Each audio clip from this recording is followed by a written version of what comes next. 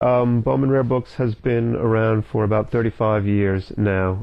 It's owned and operated by David and Natalie Bauman, who started the business in Philadelphia. They remain very actively involved in the business, both buying and selling.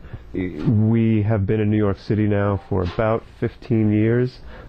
Initially we had a small boutique in the lobby of the Waldorf Astoria Hotel, but about 10 years ago we opened up a showroom on Madison Avenue, and when we did that, we were the first rare book company to open up a gallery, a street-level storefront in New York in many, many years. We are generalists, which is to say that we handle books, what we call landmark books, in all fields, from Americana and literature to science and medicine and travel and exploration and children's books and art and architecture and photography, Bibles and other theological subjects, music. There really isn't a subject that we don't that we don't cover. We try to give priority to the best, most important works from each discipline, from each field, with a focus primarily on first editions in excellent condition. What I like about rare books is what's appealing to people about book collecting in general. I think that there are books written on everything under the sun. You know, every subject, every human endeavor, every field that might hold interest to people, there have been books about. So whatever interests you, there are probably important and valuable first editions on those subjects to collect. I think that they really speak to, you know, they speak to our best selves and our best nature, you know, and to our history. It's a record, and it's kind of a voice from the past. Well, as I said, we're generalists. I do think, you know, that being said, that some of the strongest fields for us and in the rare book world in general, as you know, and we follow that. Americana is a very popular subject. These are documents and you know, primary works in the American experience, from early political and military histories, you know, philosophical works, you know, editions of the Constitution and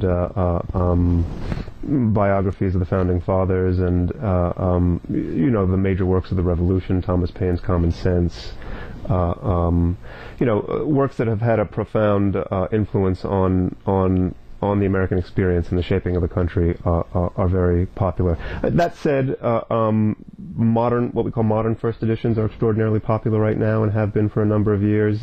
These would be 20th century classics by writers like Hemingway and Fitzgerald, post-war books. These are the books that people are most familiar with because they're the books that they grew up reading in school, something like Catcher in the Rye or To Kill a Mockingbird. These are books certainly within America have been profoundly influential, and I think that there's probably an international audience for them as well.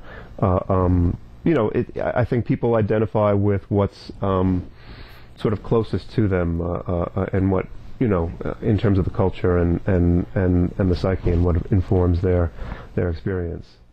I definitely think that there's a recognition on the part of committed collectors of the you know, the timeless value of this material. I mean, books are a record of our experience, and as such, they kind of espouse the values that inform a culture. And there's a recognition that these things have a certain permanence, and the books themselves are sort of material incarnations of that, and it's not like art so much in the sense that each piece is unique. Obviously, with books, you have a number of copies to a printing or to an edition, so we rarely say that something is unique, but you can talk in genuine terms of a book's rarity. You know, there's a finite number of copies of a first edition of Shakespeare's plays from the 17th century, and they're not making any more of them. A good number of them will be owned, so they're not generally available to the collector, and then certainly a greater number will have been destroyed over time, just won't have survived the centuries. So there's a recognition that there's true rarity here, and I think the content, the nature of books has a sort of a transcendent value. And so I think that has been, I think that's been recognized. And when you look at the value of books relative to the value of art, there are two trends I would draw attention to. Books have generally been very stable in terms of their value and gradual in terms of their growth. So they are seen as very steady, reliable,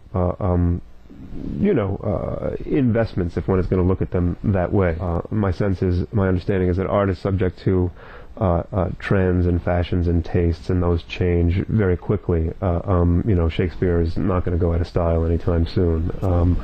So that's one thing. And then the other thing I would say, talking about books relative to the art market, is they're pretty affordable.